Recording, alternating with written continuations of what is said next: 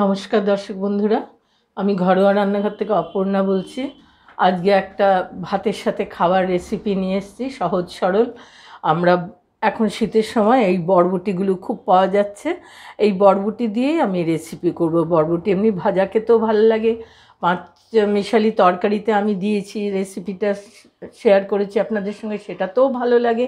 আজকে একটু অন্য ধরনের বানাবো, এর জন্য আমি নিয়েছি বরবটি আর একটু আলু ভাজার মতো আলু কেটে নিয়েছি এরকম একটু মোটা মোটা করে, আর একটু পেঁয়াজ, ধনেপাতা, টমেটো, এই দিয়ে আমি একটু মশলা দিয়ে রাঁধবো।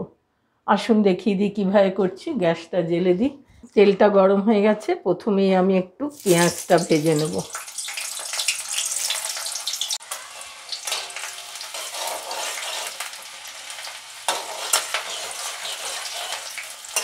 খুব লাল করে বেশি ভাজার দরকার নেই, হালকা হালকা ভাজা হবে। এই হয়ে গেছে আমার, গন্ধ ভাজার বেরিয়েছে। এবার আলু ভাজাগুলো দিয়ে দেবো, এগুলোকেও ভাজতে হবে।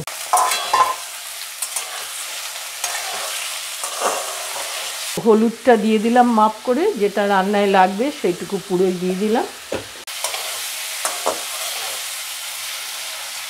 এবার এর মধ্যে আমি 1 টিস্পুন ধনে গুঁড়ো দিয়ে দিলাম, 1 টিস্পুন জিরে গুঁড়ো, আর কোনো মশলা আমি দেব না।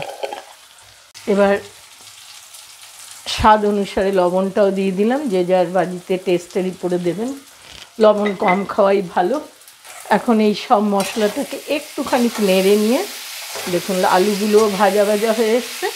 এবার আমি এর মধ্যে বরবটিটা দিয়ে দেবো।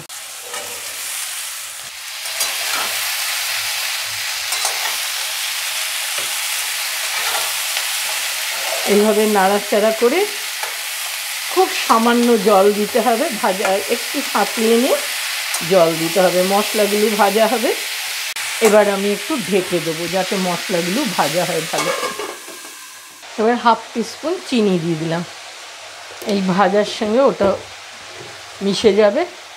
একটু ঢাকনা খুলে ভাজবো, শুকনোভাবে একটু ভেজে নিয়ে হালকা জলে ছিটে দেবো। খুব সহজ রেসিপি, ডাল ভাতের সঙ্গে এই রেসিপিটা খেতে খুবই ভালো লাগবে। রুটি পরোটার সঙ্গেও খাওয়া যায়, রুটির সাথে তো অবশ্যই খাওয়া যায়। এবার একটু ভাজা ভাজা হোক, একটু এইভাবে শুকনো শুকনো করে ভাজা করে নিলাম যাতে মশলাগুলো ভাজা হয়, না তো কাঁচা মশলার একটা গন্ধ লাগে, তো ওই জন্য একটু নেড়ে নিলাম। বেশ তেলটাও ছেড়ে এসছে ভাজা হয়ে।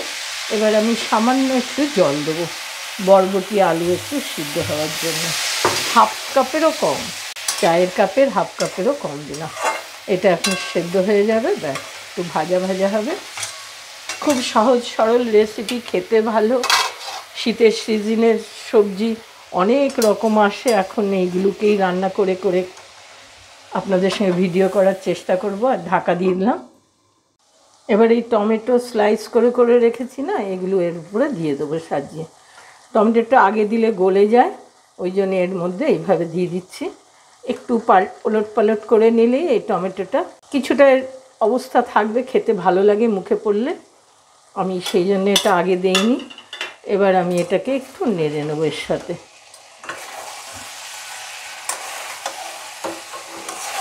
বরবটিটা খুব সুসিদ্ধ হয়ে গেছে, কচি বরবটি এখনকার দিনে খেতে ভালো লাগে, এই জন্য এই রেসিপিটা শেয়ার করলাম। লাস্ট ইনগ্রিডিয়েন্টস দিচ্ছি এবার একটু ধনেপাতা। ধনেপাতা দিয়ে খাবেন, খুব ভালো লাগবে। এটাও সিজনের, এখন প্রচুর পাওয়া যায়। একটু ভাজা ভাজা করে নিয়ে নামিয়ে দেবো। দেখুন জল শুকিয়ে গেছে, তেল বেরিয়ে এসছে। আর একটা কথা, আমি না এই ভাজার ইয়েতে লঙ্কা দেইনি, আপনারা যেমন লঙ্কা ঝাল খান সেই মতো দিয়ে নেবেন। আসলে আমার বাড়িতে একটু ঝাল খাওয়ার প্রবলেম আছে, তাই কেউ ঝাল খেতে পারে না, তাই খুব অল্প ঝাল দিয়ে আমি রান্না করি। হয়ে গেছে, এবার এটা সার্ভ করছি, বন্ধ করে দিলাম গ্যাস। দর্শক বন্ধুরা, ঘরোয়া উপকরণ দিয়ে সহজ সরলভাবে বানানো এই রেসিপিটা আপনাদের সঙ্গে শেয়ার করলাম। বানিয়ে খেয়ে দেখবেন, ভাতের সাথে রুটির সাথে উপাদেয় একটা রেসিপি এটা।